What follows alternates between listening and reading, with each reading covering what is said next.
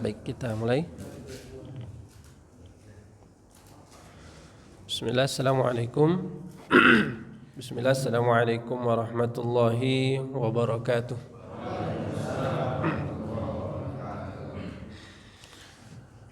Alhamdulillah, alhamdulillahi ala ihsanihi, wa syukru lahu ala taufiqihi wa amtinanihi.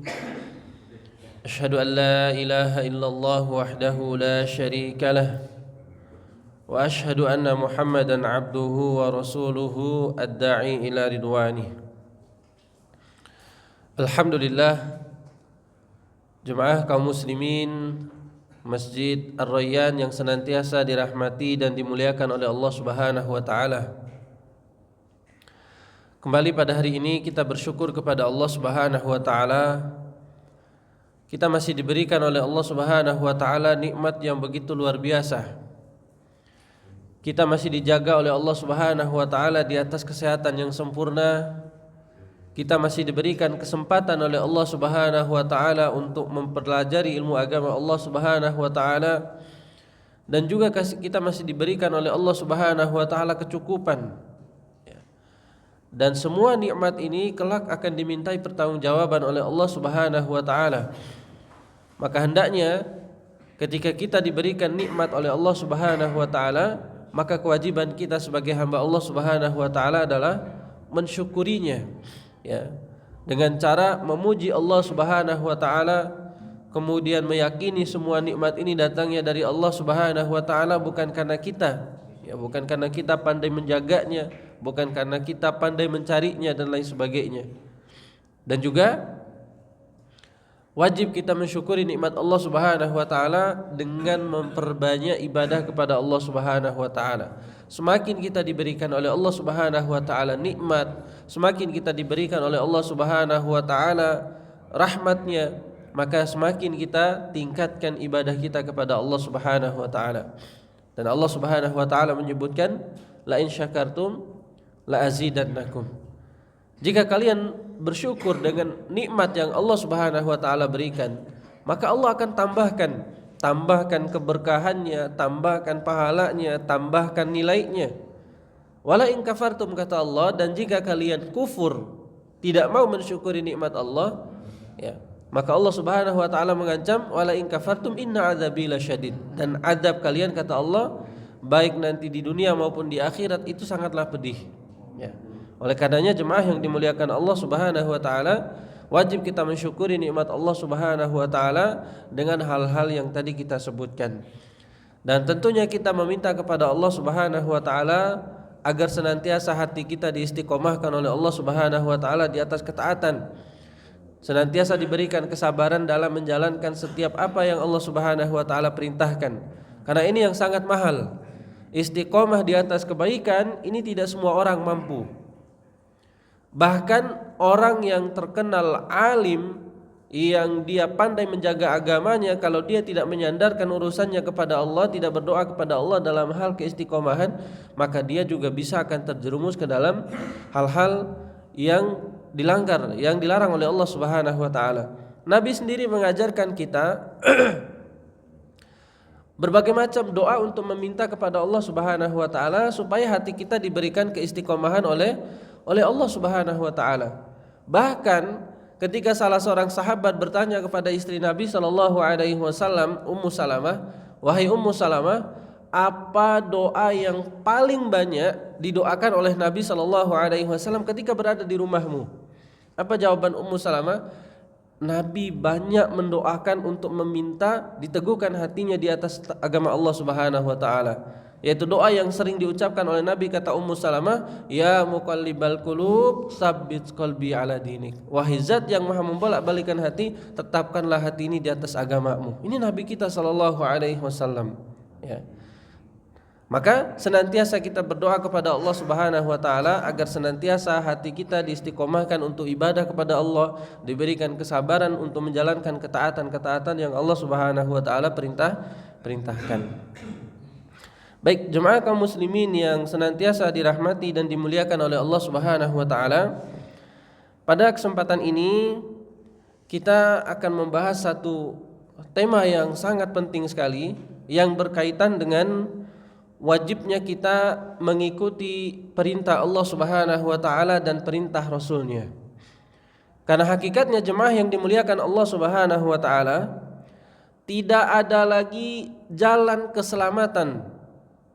Tidak ada lagi jalan keselamatan menuju akhirat kecuali kita mengikuti perintah Allah Subhanahu wa taala dan Rasulnya. Tidak ada jalan keselamatan. Maka Nabi sallallahu alaihi wasallam menyebutkan dalam hadisnya yang sahih, taraktu fikum amrayni idza tamassaktum bihima lan tadillu abada. Kata Nabi sallallahu alaihi wasallam, aku meninggalkan kalian dua perkara, yaitu Al-Qur'an dan Sunnah. Jika kalian berpegang teguh dengan keduanya ini, kata Nabi sallallahu alaihi wasallam, kalian tidak akan tergelincir, tidak akan tersesat selamanya. Ya. Maka kenapa kita wajib mengikuti perintah Allah Subhanahu wa taala dan Rasulnya? Karena tidak ada jalan keselamatan menuju negeri akhirat, tidak ada jalan keselamatan menuju Allah Subhanahu wa taala kecuali kita mengikuti perintah Allah dan Rasulnya. Ya. Maka ini sangatlah penting. Dan beberapa dalil yang kita sebutkan nanti yang berkaitan dengan kewajiban taat kepada Allah Subhanahu wa taala dan ancaman bagi orang-orang yang melanggarnya. Yang pertama, Allah Subhanahu wa taala sebutkan dalam surat Muhammad ayat ke-33. Allah Subhanahu wa taala menyeru, "Ya ayyuhalladzina amanu." Wahai orang-orang yang beriman. Ya, kata Ibnu Mas'ud, jika terdapat panggilan terhadap orang-orang yang beriman dalam Al-Quran, kemungkinannya itu ada dua. Ya. Jika ada panggilan ya ayyuhalladzina amanu, hai orang-orang yang beriman, itu kata Ibnu Mas'ud kemungkinannya ada dua. Pertama, panggilan itu akan ada perintah yang akan dilaksanakan. Jadi ya ayyuhalladzina amanu, entah itu nanti bentuknya perintah yang disuruh, kemudian ya ayyuhalladzina amanu, entah itu nanti ada larangan yang akan dilarang. Maka di sini kita lihat kata Allah Subhanahu wa taala, ya ayyuhalladzina amanu athi'ullaha. Pertama Allah Subhanahu wa taala menyebutkan wahai orang-orang yang beriman, taatilah Allah Subhanahu wa taala. Ini menunjukkan perintah wajibnya taat kepada Allah Subhanahu wa taala dalam segala macam bentuk perintahnya. Ya. Kemudian Allah melanjutkan wa ati'ur rasul, dan taatilah Rasul. Kemudian Allah Subhanahu wa taala mengatakan wala tubtilu a'malakum, dan janganlah kalian membatalkan amalan-amalan kalian. Subhanallah. Di sini jemaah yang dimuliakan Allah Subhanahu wa taala, Allah Subhanahu wa taala memanggil dengan lafaz khusus kepada orang-orang yang beriman. Perintahnya Allah ingin memberikan suatu perintah, ya, yaitu apa? Ati'ullaha wa ati'ur rasul. Taatilah Allah Subhanahu wa taala dan taatilah Rasul sallallahu alaihi wasallam. Ya, apa yang Allah Subhanahu wa taala wajibkan dalam Al-Qur'an dan apa yang Nabi sallallahu alaihi wasallam ajarkan melalui hadis-hadisnya, maka itu yang wajib kita ikuti kata Allah Subhanahu wa taala. Sebab di sini ya, kata Ibnu Umar ketika bersama Nabi sallallahu alaihi wasallam, kata Ibnu Umar sebelum ayat ini turun, ya, nara annahu laisa syai'un ya minal hasanat illa makbul. Kata Ibnu Umar sebelum ayat ini turun, kami tidak melihat melainkan semua kebaikan yang dilakukan oleh seorang hamba itu pasti diterima oleh Allah Subhanahu wa taala. Secara fitrahnya memang begitu. Kami tidak melihat semua kebaikan daripada sholat, puasa, zakat, bacaan Al-Quran dan amalan-amalan yang lainnya, harusnya kan semua diterima oleh Allah Subhanahu wa taala kalau dikerjakan dengan baik, ya. Tapi kata Nabi sallallahu alaihi wasallam, ya, ketika ayat ini diturunkan kepada mereka, wala tubtilu a'malakum, janganlah kalian batalkan amalan-amalan kalian. Berarti amalan kebaikan yang dikerjakan oleh seorang hamba itu ada pembatal-pembatalnya. Misalnya ketika dia beribadah kemudian tidak ikhlas kepada Allah, itu bisa membatalkan amalan yang dia kerjakan. Misalnya ketika dia melakukan ibadah disertai dengan kesyirikan, maka ini membatalkan juga amalan-amalannya. Maka hendaklah seorang muslim menjaga daripada hal-hal tersebut. Jadi kalau ibadah yang dia kerjakan tidak ada dasar keikhlasannya kepada Allah Subhanahu wa taala, ya, dia beribadah hanya ingin dipuji, dia beribadah hanya ingin dikatakan sebagai orang yang baik, ingin mendapatkan pujian manusia, ini menjerumuskan dia terhadap hal-hal yang tidak ikhlas, tidak akan diterima ibadahnya. Dan kita tahu jemaah yang dimuliakan Allah, dalam hadis yang sahih, siapa yang paling pertama sekali ditarik oleh Allah Subhanahu wa taala ke dalam nerakanya Allah, itu bukan orang yang sembarangan jemaah. Yang paling pertama adalah orang yang alim, ulama. Kemudian orang yang dermawan yang selalu menginfakkan hartanya, dan orang yang berjihad di jalan Allah. Ini orang-orang yang luar biasa kedudukannya di sisi Allah. Tetapi mereka semua adalah manusia yang paling pertama dimasukkan oleh Allah Subhanahu wa taala ke dalam nerakanya karena kenapa? Karena salah dalam masalah niat. Ya. Makanya di sini para ulama menyebutkan bahwasannya pembatal-pembatal daripada amalan-amalan tersebut wajib kita jauhi. Apa syarat saat diterimanya amal? Senantiasa mengikhlaskan amalan tersebut untuk Allah Subhanahu wa taala, dan senantiasa amalan-amalan itu mengikuti apa yang dicontohkan oleh Nabi kita sallallahu alaihi wasallam. Ya. Maka ini dalil yang pertama yang berkaitan dengan permasalahan wajibnya kita taat kepada Allah Subhanahu wa taala karena bergantung terhadap amalan-amalan yang kita kerjakan. Kemudian yang kedua, jemaah yang dimuliakan Allah, dalil yang kedua Allah sebutkan dalam surat Al-Ahzab ayat ke-36. Kata Allah Subhanahu wa taala, kita tidak punya pilihan. Ketika Allah Subhanahu wa taala wajibkan sesuatu, maka bagi seorang muslim yang beriman wajib dia taat kepada Allah Subhanahu wa taala tanpa ada pilihan yang harus dia berikan. Kata Allah Subhanahu wa taala, "Wa ma kana lil mu'minin wala mu'minatin." Tidaklah pantas bagi orang mukmin yang beriman wala mu'minatin muslimah yang beriman, ya. Idza qadallahu wa rasuluhu amran, apabila Allah Subhanahu wa taala dan rasulnya menetapkan suatu kewajiban, suatu perkara yang itu adalah wajib, ayyakuna lahumul khiyaratu min amrihim, mereka mendatangkan pilihan yang baru dari diri mereka sendiri. Lalu Allah mengatakan, wa may ya'sillaha, siapa yang memaksiati Allah Subhanahu wa taala wa rasulahu dan rasulnya, faqad dhalla dhalalan mubina, maka hakikatnya kata Allah, dia sudah berada di jalan yang sangat jauh sekali daripada hidayahnya Allah Subhanahu wa taala. Ketika ada kewajiban yang Allah Subhanahu wa taala berikan kepada mereka, misalnya Allah telah mewajibkan salat bagi laki-laki, maka tidak ada pilihan bagi kita, menurut saya salat itu enggak wajib kok, menurut saya salat itu boleh aja ditinggalkan. Ya, menurut saya begini-begini. Ketika sudah ditetapkan oleh Allah Subhanahu wa taala suatu kewajiban, kemudian mereka memasukkan pilihan yang lain dalam kewajiban Allah Subhanahu wa taala tersebut, maka ini kata Allah Subhanahu wa taala, faqad dhalla dhalalan mubina, maka dia telah mencari jalan kesesatan yang sangat jauh. Ya. Maka tidak pantas bagi seorang muslim yang beriman ketika Allah wajibkan dia untuk melakukan sesuatu, maka enggak boleh ada pilihan daripada kewajiban tersebut. Ya. Atau misalnya seperti muslimah, ketika Allah wajibkan kepada mereka untuk menutup aurat mereka, untuk menjaga kehormatan mereka, kemudian mereka mengatakan, saya kalau pakai jilbab nanti saya enggak kelihatan keren, saya nanti kalau pakai jilbab menutup diri saya enggak kelihatan cantik dan lain sebagainya. Maka ini mereka memasukkan pilihan mereka di atas kewajiban Allah Subhanahu wa taala, maka tidak pantas kata Allah. Tidak pantas bagi seorang mukmin yang beriman, mukminah yang beriman, ketika Allah tetapkan suatu hukum yang itu wajib kepada mereka, maka enggak boleh ada pilihan. Ya.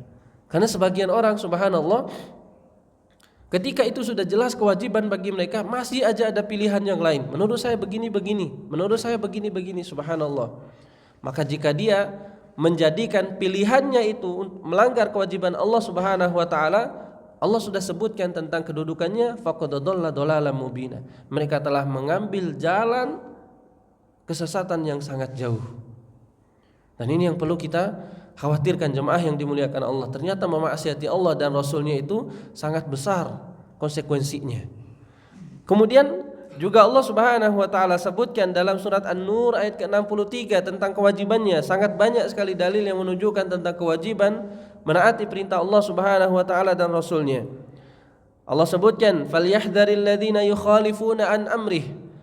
Kata Allah, maka hendaklah orang yang menyalahi, yang tidak mau mengikuti perintah Allah Subhanahu wa taala dan Rasulnya, ay antusibahum fitnah. Mereka akan ditimpa musibah, kata Allah. Au yusibahum adzabun alim, atau nanti mereka di akhirat akan ditimpa azab yang sangat besar. Dan kata para ulama, antusibahum fitnah di sini akan ditimpa suatu musibah di dunia. Musibah yang akan terjadi di dunia yang pertama adalah akan ditimpakan dalam hati mereka kalau mereka melanggar perintah Allah Subhanahu wa taala dan Rasulnya, akan dibuat hati mereka mati. Ya, akan dibuat hati mereka tidak mau menerima kebenaran jika mereka berani melanggar perintah Allah Subhanahu wa taala dan Rasulnya.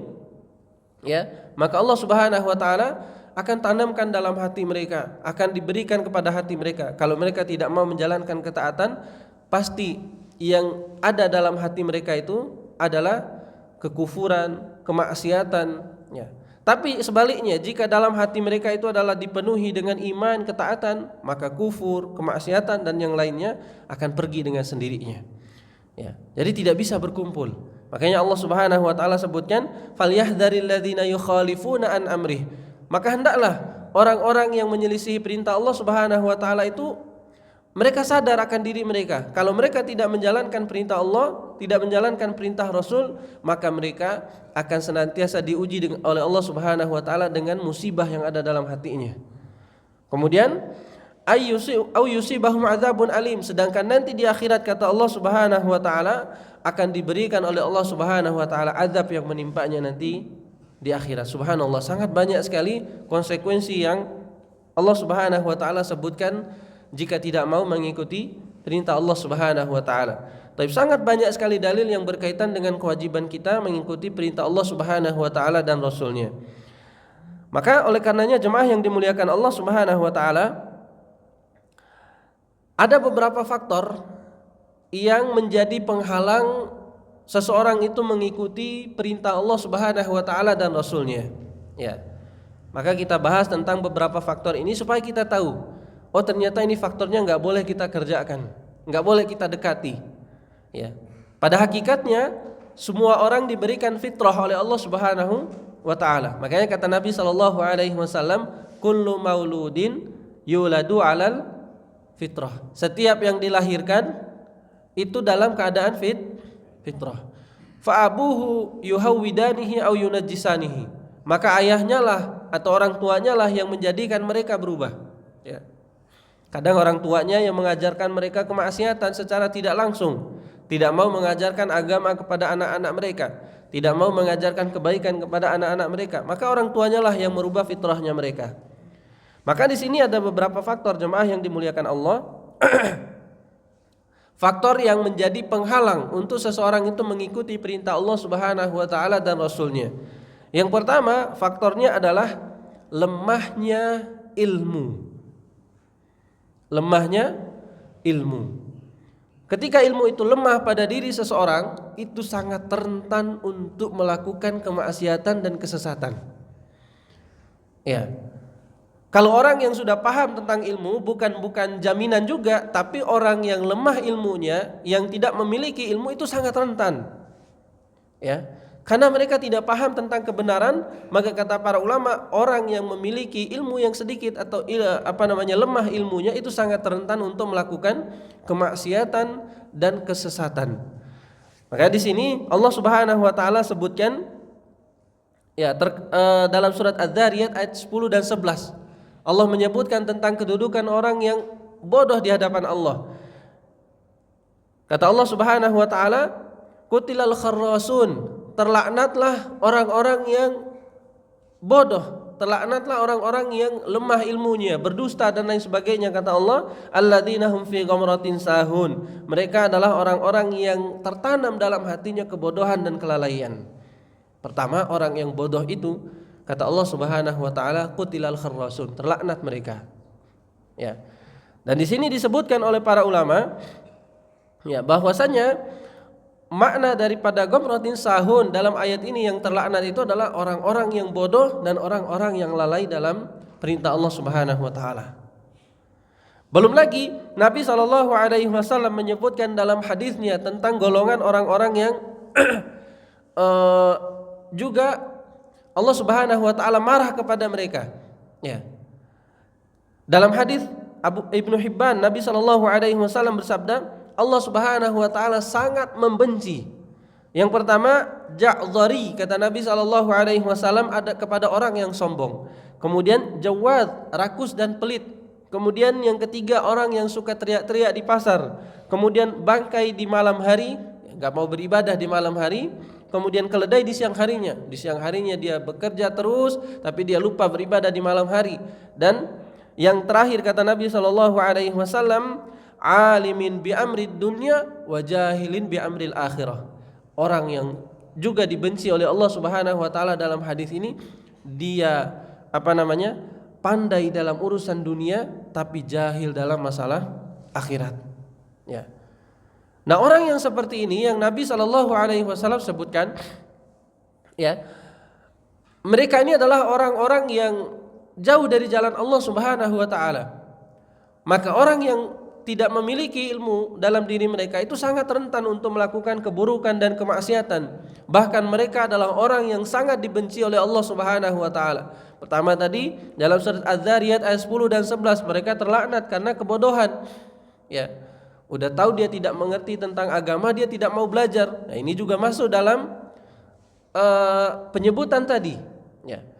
Lalu juga masuk dalam hal-hal yang dibenci oleh Allah Subhanahu wa taala. Dia alimin bi amrid dunya wa jahilin bi amril akhirah. Dia pandai dalam urusan dunia, subhanallah. Kalau ditanya tentang masalah dunia, dia tahu dari ujung ke ujung. Ya. Tapi ketika ditanya tentang masalah akhirat, wah, enggak tahu saya Pak Ustadz. Ya. Maka ini orang yang Allah Subhanahu wa taala benci. Kenapa dia dalam urusan dunia bisa pandai, dalam urusan akhirat dia tidak pandai? Karena dia lebih mendahulukan dunianya. Padahal harusnya porsinya itu berimbang. Ya. Maka kata Syekhul Islam Ibnu Taimiyah, orang yang bodoh dalam masalah agama itu sangat rentan terjerumus ke dalam kesesatan dan kemaksiatan. Kata beliau, wala tajidu ahadan waqa'a fi dhalalati illa linaqsi ittiba'ihi lisunnah. Kata beliau, kamu tidak akan mendapati seseorang yang terjerumus ke dalam kesesatan kecuali dia kurang mengikuti sunnah Nabi Sallallahu Alaihi Wasallam. Kita akan mendapati orang yang terjerumus ke dalam kemaksiatan dan kesesatan itu adalah orang yang sedikit pengetahuan tentang apa? Agama Allah Subhanahu wa taala. Orang yang sedikit pengetahuan tentang sunnah Nabi Sallallahu Alaihi Wasallam, maka sangat mudah terjerumus ke dalam kesesatan. Ya. Misalnya seperti hal-hal yang baru terjadi. Ya, ada orang yang mengaku bisa mengerti bahasa malaikat, ada orang yang mengaku bisa mengerti bahasa semut, bahasa apa saja dia ngerti. Dan tidak sedikit orang yang percaya tentang hal itu. Itu kira-kira kenapa terjadi? Karena lemahnya ilmu. Ya. Dan juga misalnya ada orang yang dia mengaku bisa mengetahui tentang perkara yang gaib. Lalu ada orang yang percaya, oh dia ternyata bisa mengetahui tentang perkara yang gaib, bisa meramalkan sesuatu nanti yang akan datang. Orang yang lemahnya ilmu gampang sekali terjerumus ke dalam hal-hal tersebut. Padahal Allah Subhanahu wa taala menyebutkan dalam Al-Qur'an, alimul ghaib fala yudhiru ala ghaibihi ahada. Allah Subhanahu wa taala mengetahui tentang perkara yang gaib tidak ditampakkan kepada siapapun, illa man irtada mir rasul, kecuali ditampakkan kepada para rasul. Ya. Maka orang manusia biasa apapun tidak mengetahui tentang perkara yang gaib kecuali mereka bekerja sama dengan jin. Ya, makanya Nabi sallallahu alaihi wasallam mengancam, ya, man ataka hinan aw arrafan fasaddaqa bihi bima yaqul la yaqbalullahu salatahu arba'ina yauma. Siapa yang mendatangi tukang ramal lalu dia membenarkan apa yang dia ucapkan, Allah enggak butuh salatnya, Allah enggak terima salatnya selama 40 hari berturut-turut. Ya, ini baru hanya sekedar mendatangi dan membenarkan, ya.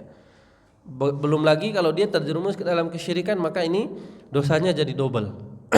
Oleh karenanya jemaah yang dimuliakan Allah Subhanahu wa taala, maka lemahnya ilmu ini adalah obatnya dengan apa? Lemahnya ilmu obatnya dengan belajar. Kita senantiasa banyak menuntut ilmu, banyak menghadiri majelis ilmu sampai kita tahu tentang apa-apa yang diperintahkan oleh Allah Subhanahu wa taala kepada kita. Nah, itu sebab yang pertama jemaah yang dimuliakan Allah Subhanahu wa taala. Sebab seseorang terhalang dari mengikuti perintah Allah Subhanahu wa taala dan Rasulnya adalah karena lemahnya ilmu. Kemudian yang kedua adalah takut kehilangan kedudukan, takut kehilangan posisi duniawinya. Maka ini juga menjadi penghalang seseorang itu mengikuti perintah Allah Subhanahu wa taala dan Rasulnya. Allah Subhanahu wa taala berfirman dalam surat Al-A'la ayat ke-16 dan ke-17. Apa kata Allah Subhanahu wa taala? Bal tu'thirunal hayatad dunya. Engkau itu lebih mencintai tentang kedudukan dunia. Ya.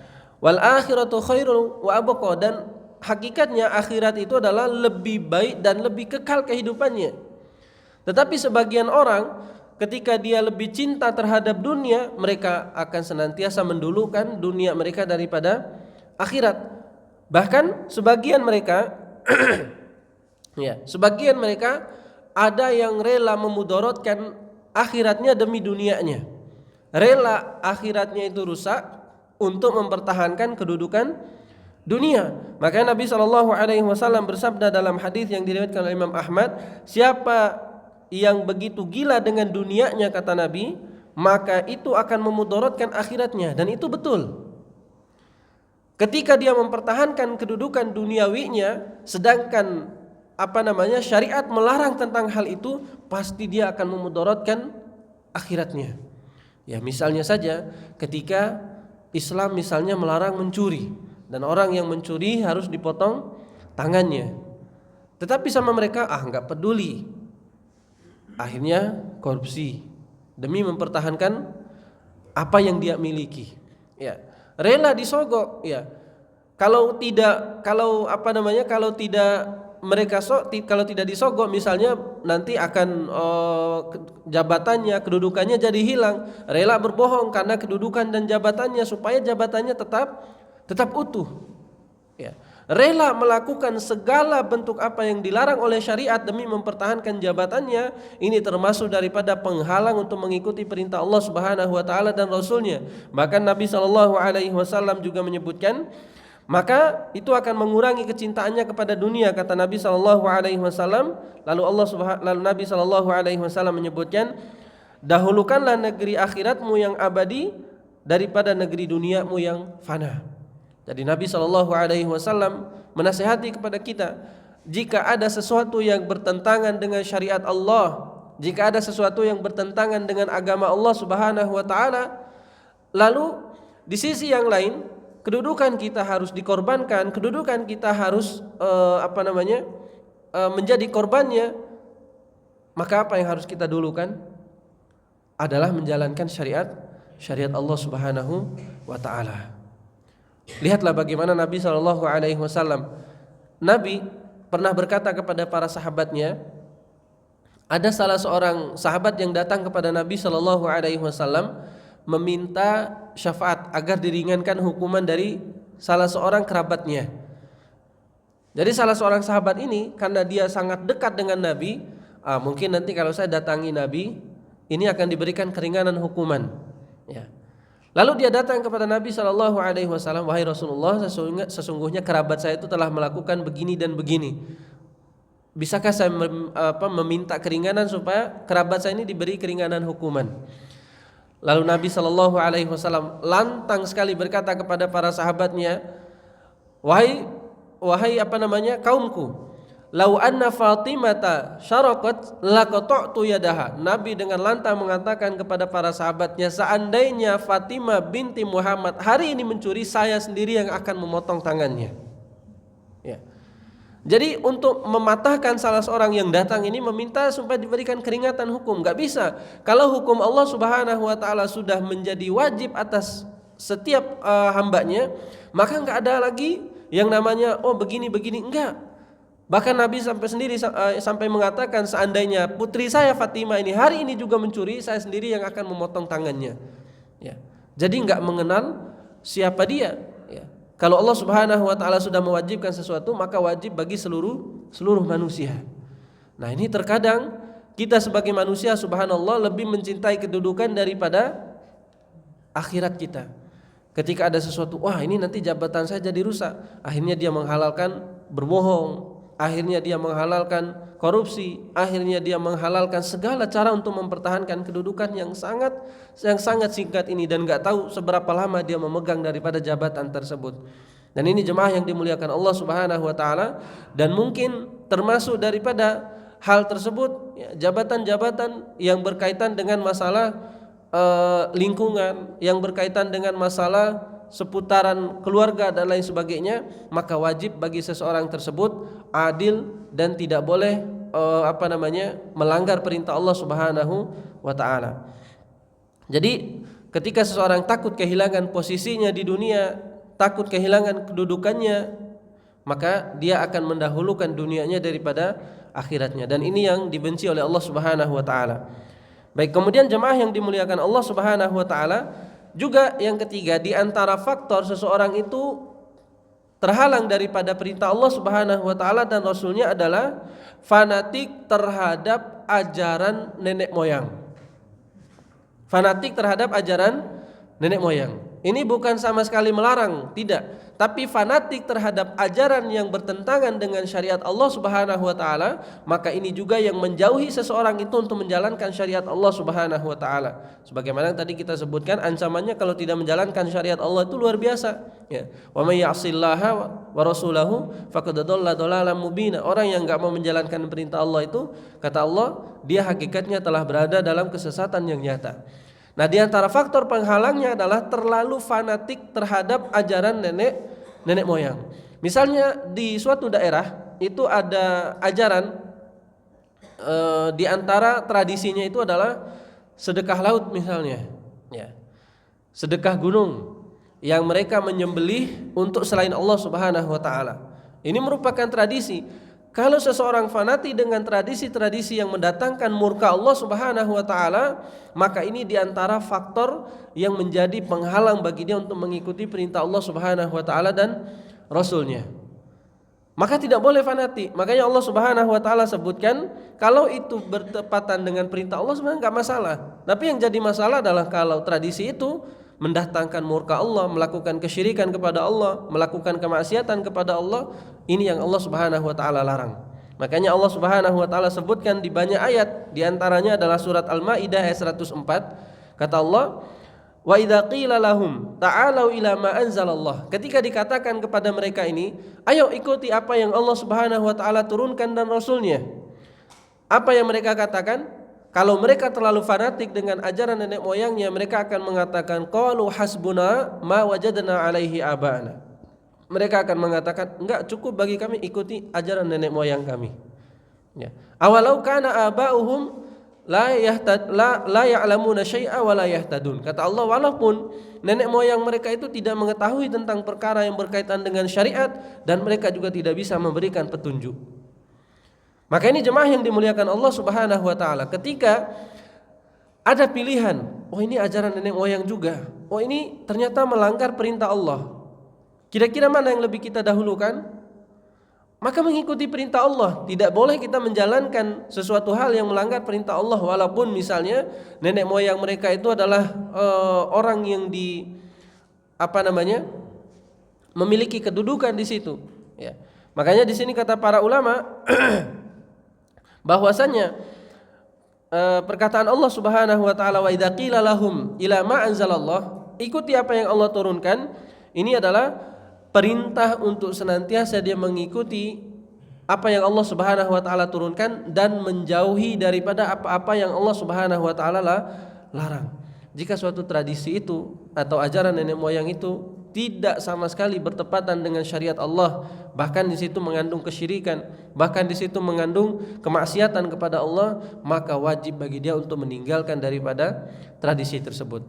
Karena kalau tidak, jemaah yang dimuliakan Allah, mereka pasti akan menyesal di akhirat. Kata Allah Subhanahu wa taala, dalam salah satu ayatnya ketika Allah Subhanahu wa taala mengatakan yauma tuqallabu wujuhuhum finnar, hari di mana mereka dibolak-balikan wajahnya di dalam nerakanya Allah Subhanahu wa taala. Apa yang mereka katakan? Yaqulun ya laitana ata'na Allah wa rasulah. Aduhai, seandainya dulu kami mau mentaati Allah Subhanahu wa taala, mau mentaati rasulnya.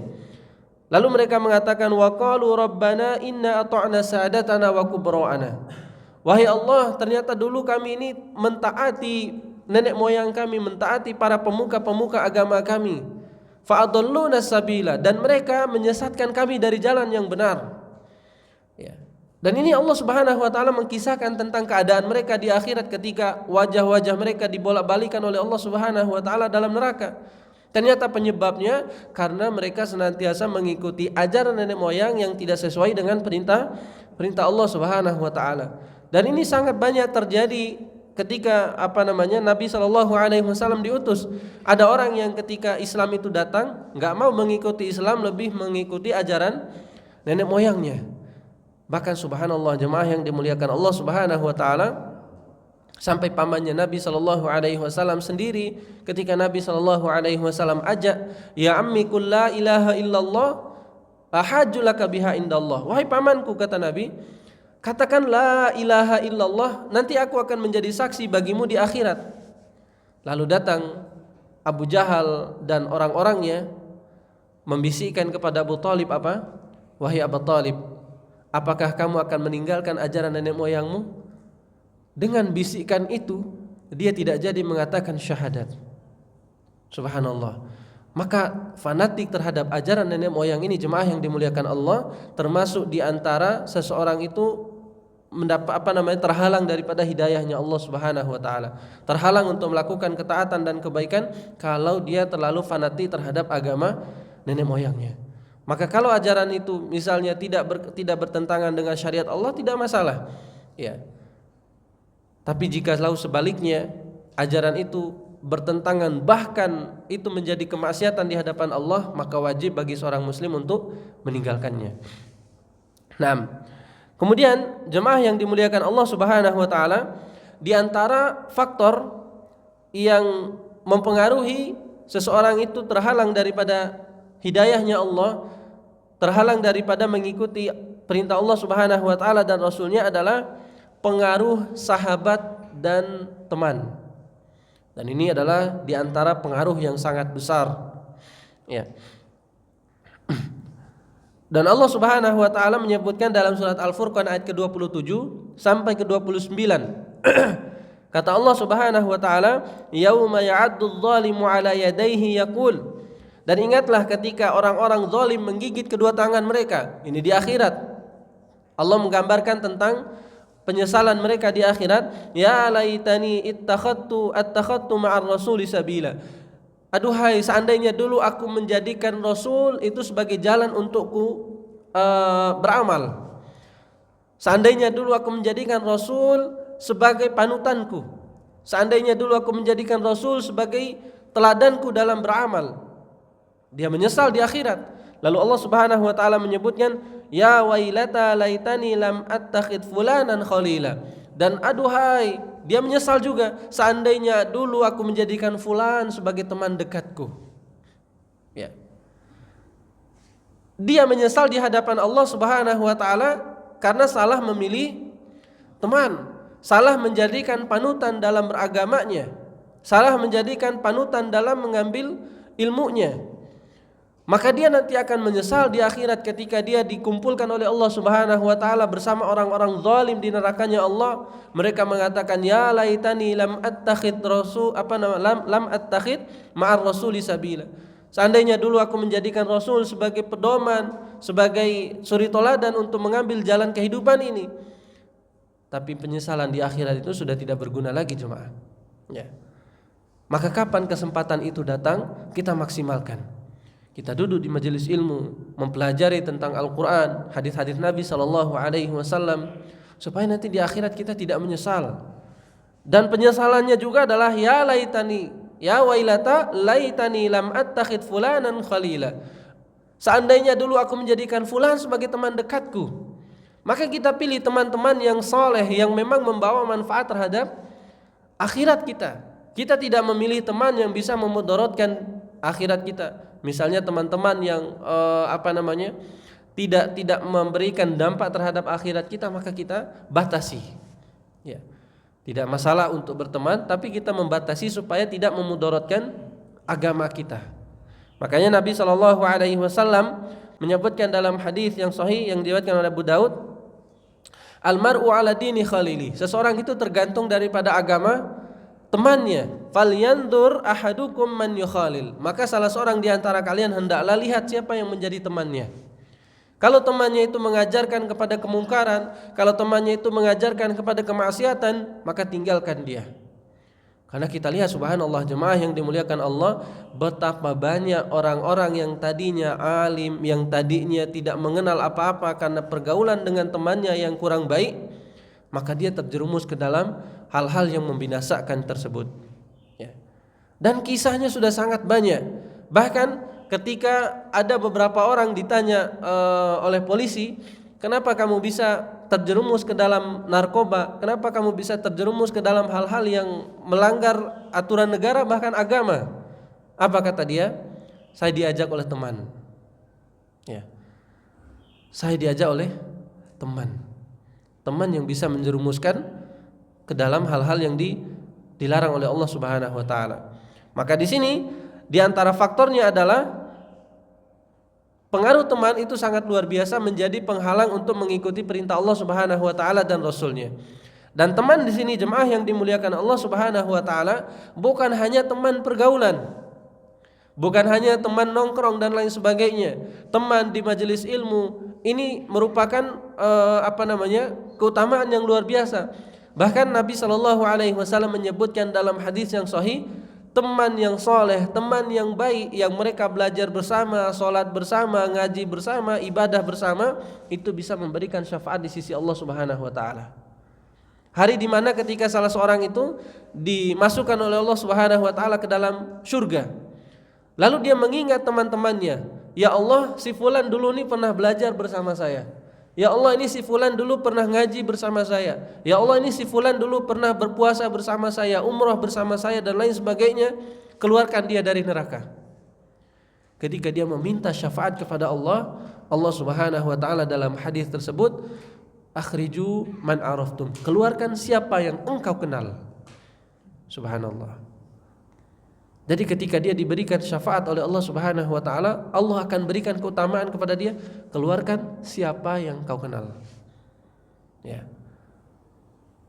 Dan subhanallah, kalau yang dikenal itu adalah orang yang subhanallah senantiasa bersama kita, ngaji bersama kita, sholat di samping kita.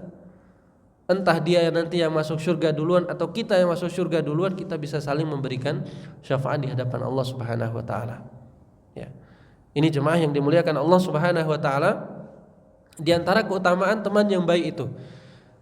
Teman yang baik bisa mengantarkan kita ke dalam surga, teman yang buruk bisa mengantarkan kita ke dalam nerakanya Allah Subhanahu wa taala. Bahkan di sini tidak hanya khusus teman. Teman hidup kita juga termasuk dalam hal ini. Ya, berupa istri ke-1, istri kedua, istri ketiga, itu harus yang benar-benar paham tentang permasalahan agama yang bisa membimbing kita terhadap jalan yang benar. Ya, betapa banyak orang yang tersesat karena pengaruh istrinya. Ya, istri itu pengaruhnya luar biasa ya Pak. Apalagi yang punya istri 1, istri 2 ini subhanallah, ini pengalamannya luar biasa. Ya.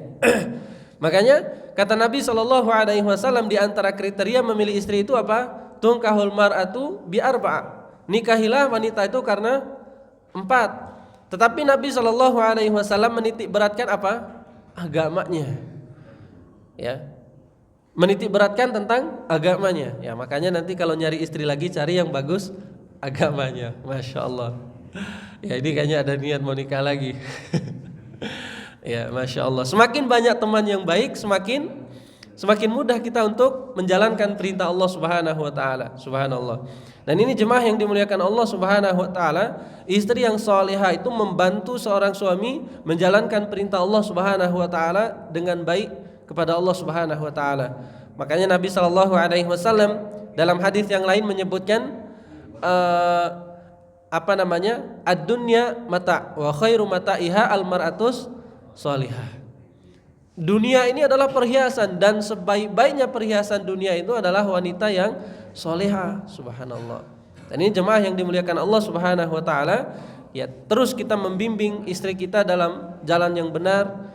Bahkan kalau misalnya ada pengajian umum, ya, pengajian khusus muslimah, ajak mereka, ya, biar mereka juga mendekatkan diri kepada Allah Subhanahu wa taala dengan ilmu. Biar mereka tahu tentang kewajiban hak-hak mereka kepada Allah Subhanahu wa taala, biar mereka tahu tentang hak-hak mereka kepada suaminya. Dan subhanallah, wanita itu sebenarnya makhluk yang paling mudah untuk masuk dalam surganya Allah. Nabi menyebutkan idza sholatil mar'atu khamsaha. Kalau wanita itu jaga salat 5 waktu, wa shamat syahraha, dia puasa di bulan Ramadan, kemudian wa hafizat farjaha, dan dia menjaga kehormatan dirinya, tidak memasukkan laki-laki asing ke dalam rumahnya yang suami tidak suka, juga tidak berkeliaran tanpa seizin suaminya, bahkan menjaga kehormatan dirinya. Kemudian wa ta'a zaujaha, dan dia mentaati suaminya dalam hal yang ma'ruf, maka akan dikatakan kepada wanita tersebut, faqila laha udkhulul jannata min ayyi abwabin syi'ti, masuklah engkau ke dalam surga di pintu mana saja yang kau suka, kata Allah. Subhanallah. Nah, ini perlu dipahamkan ke istri, ya, biar dia lebih taat kepada kita. Masya Allah. Baik, jemaah yang dimuliakan Allah Subhanahu wa taala. Kemudian faktor yang berikutnya, seseorang itu penghalang daripada mengikuti perintah Allah Subhanahu wa taala adalah terdapat sifat kesombongan dalam dirinya.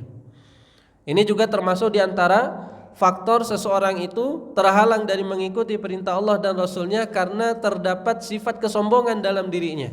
Apa yang dimaksud dengan kesombongan? Nabi SAW bersabda dalam hadis yang sahih, hadis riwayat Imam Muslim, kata Nabi, la yadkhulul jannata man kana fi qalbihi mithqala dzarratin minal kibr. Tidak akan masuk surga bagi siapapun yang ada dalam hatinya itu sedikit walaupun sedikit kesombongan. Ya, Nabi menyebutkan la yadkhulul jannah, enggak akan pernah masuk surga. Karena luar biasa ini kesombongan. Lalu para sahabat bertanya kepada Nabi SAW, Innar rajula yuhibbu ayyakuna thiyabahu hasanan wa na'luhu hasana. Wahai Rasulullah, bagaimana kalau ada seorang laki-laki yang suka pakaiannya bagus, sandalnya bagus, zahirnya bagus? Kata Nabi, Innallaha jamilun wa yuhibbul jamal. Allah itu suka dengan keindahan. Allah itu indah dan suka dengan keindahan. Itu enggak jadi masalah kalau tidak ada niat kesombongan dalam dirinya, hanya saja ingin memperbagus supaya Allah cinta kepada dia. Lalu Nabi SAW menyebutkan hakikat daripada kesombongan itu adalah, ya, batrul haq wa ghamtun nas. Kesombongan itu, kata Nabi, yang pertama menolak kebenaran dan menganggap remeh orang lain. Ini penyakit yang subhanallah luar biasa, bisa menghalangi seseorang daripada hidayahnya Allah, senantiasa menolak kebenaran. Jika datang kebenaran kepada dia tidak mau menolak, tidak mau menerimanya. Ya, ini sudah sering saya dengar nih, tapi nggak pernah diamalkan.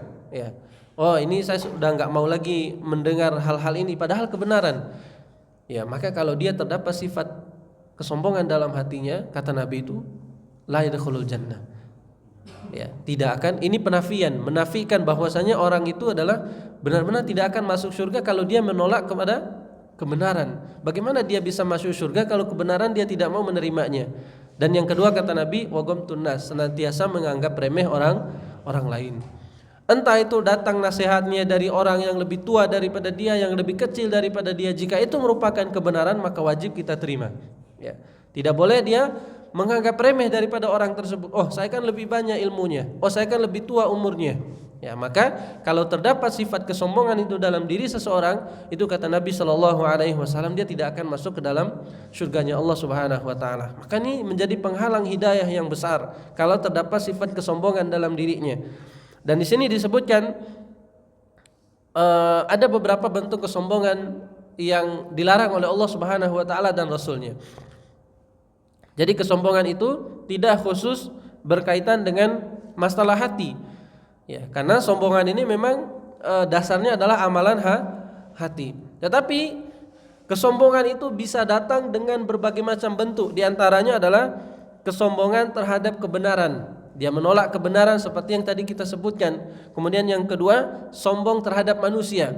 Kalau dia menganggap dirinya lebih kaya, dia menganggap remeh orang lain. Kalau dia menganggap dirinya lebih berilmu, dia menganggap remeh orang yang tidak berilmu.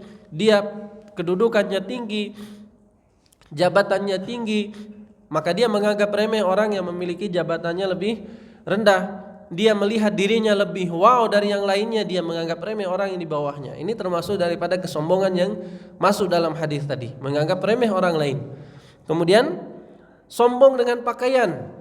Pakaian juga bisa mendatangkan kesombongan dalam hati manusia. Ya. Kalau dia dengan pakaiannya tersebut menganggap dirinya itu lebih hebat dari yang lain, ini bisa mendatangkan kesombongan yang dilarang dalam hadis tersebut. Ya. Walaupun secara hakikatnya pakaian yang bagus itu adalah Allah cinta, tapi dengan catatan apa? Tidak membuat seseorang itu sombong dengan pakaiannya. Ya. Karena di zamannya Firaun, kemudian zamannya Qarun, pakaian itu menunjukkan kedudukan. Jika pakaiannya bagus, jika pakaiannya dihiasi dengan emas-emas, ini menunjukkan mereka kedudukannya lebih tinggi, sehingga menganggap orang lain di bawahnya itu rendah bagi mereka. Ini cuma rakyat biasa, ini cuma penduduk biasa. Maka kalau pakaian itu mendatangkan kesombongan kepada Allah, ini dilarang. Kata Allah Subhanahu wa taala, kata Nabi sallallahu alaihi wasallam dalam hadis yang sahih, "Man jarra thawbahu khuyala." Siapa yang menjulurkan pakaiannya karena sombong, lam yanzurillahu yaumal qiyamati. Allah enggak mau melihat wajahnya di hari kiamat. Ya. Jadi kalau dia berpakaian itu mendatangkan kesombongan baginya, maka ini tidak akan Allah Subhanahu wa taala lihat wajahnya di hari kiamat. Kemudian di antara bentuk kesombongan itu, jemaah yang dimuliakan Allah, sombong dengan perbuatan. Ya. Sombong dengan perbuatan. Di antara bentuk kesombongan itu ketika dia berpapasan dengan seorang muslim, kemudian dia memalingkan mukanya karena kesombongan, ini di antara bentuk yang Allah Subhanahu wa taala larang. Ya. Makanya kata Allah Subhanahu wa taala dalam surat Luqman, "Wala tusair khaddaka linnas." Jangan engkau memalingkan wajahmu dari manusia karena sombong. Ya, misalnya berpapasan, oh saya kan lebih tinggi kedudukannya. Akhirnya dia palingkan wajahnya dan enggak mau menyapa. Padahal sunnahnya adalah apa? Menyapa. Kata Nabi sallallahu alaihi wasallam, "Wa khairuhuma alladzi yabda'u bisalam." Sebaik-baiknya ketika seorang muslim itu bertemu, yang paling baik kedudukan di antara mereka itu yang paling duluan salam. Ya. Itu yang paling baik kedudukannya. Kalau dua orang muslim bertemu dan mereka berpapasan, yang baik kedudukan, yang paling baik kedudukan di antara mereka berdua, dua-duanya baik, tapi yang paling baik kata Nabi yang memulai dengan salam. Ya, maka ini larangan, tidak boleh berbuat sombong kepada manusia. Kemudian di antara bentuk sombong dengan perbuatan itu adalah jalannya itu menunjukkan kesombongan. Ya. Jalannya itu menunjukkan kesombongan. Ada orang dengan bentuk jalannya dibuat-buat karena memang ingin sombong. Maka kata Allah Subhanahu wa taala dengan dalam lanjutan surat Luqman tersebut, "Wala tamshi fil ardi marha." Dan janganlah kalian jalan di atas muka bumi ini dengan keadaan sombong. Innallaha la yuhibbu kulla mukhtalin fakhur. Allah Subhanahu wa taala tidak menyukai orang yang berbangga dan menyombongkan diri. Ya, ini di antara bentuk-bentuk kesombongan yang wajib kita hindarkan, karena ini bisa mendatangkan bisa menghilangkan hidayah dari hati seseorang, bisa membuat seseorang itu terhalang daripada hidayahnya Allah Subhanahu wa taala. Baik, dan yang terakhir jemaah yang dimuliakan Allah Subhanahu wa taala, hal-hal yang harus kita lakukan agar senantiasa istiqomah di atas agama Allah Subhanahu wa taala adalah yang pertama, banyak berdoa. Seperti yang tadi kita sebutkan, hati kita ini berada dalam genggaman Allah Subhanahu wa taala. Maka kewajiban bagi kita minta kepada Allah untuk senantiasa diistiqomahkan hati kita, diberikan hidayah untuk menjalankan ketaatan kepada Allah. Bahkan di awal kajian tadi kita sebutkan, Nabi saja dia berdoa kepada Allah untuk ditetapkan hatinya dalam ketaatan. Padahal kita tahu Nabi kita telah dijamin surga oleh Allah. Nabi telah dijamin dosa-dosanya diampuni oleh Allah Subhanahu wa taala, dan ibadahnya Nabi itu enggak main-main, sampai dalam suatu riwayat sampai bengkak kakinya dan lain sebagainya. Maka kita tentunya lebih butuh lagi terhadap hidayahnya Allah dan minta untuk ditetapkan hati kita di atas agama Allah Subhanahu wa taala. Kemudian Di antara hal-hal yang membantu juga adalah banyak belajar. Seperti yang tadi kita sebutkan, jangan biarkan diri kita berada di atas kebodohan. Maka obatnya adalah dengan cara memperbanyak mempelajari agama Allah Subhanahu wa taala. Ya, kita terus duduk memanfaatkan waktu kita untuk senantiasa melakukan kebaikan-kebaikan yang Allah perintahkan. Kemudian di antara faktor juga yang membantu adalah bergaul dengan teman yang baik. Ya, memperbanyak teman yang baik, berduduk dengan orang-orang yang soleh. Ya, minimal kita bisa mendapatkan wanginya. Ya, wanginya kita akan dapat, kemudian manfaatnya juga kita akan dapat baik di dunia maupun di akhirat. Baik, mungkin ini yang bisa kita sampaikan pada kesempatan ini jemaah yang dimuliakan Allah. Mungkin sebelum kita akhiri ada yang mau ditanyakan?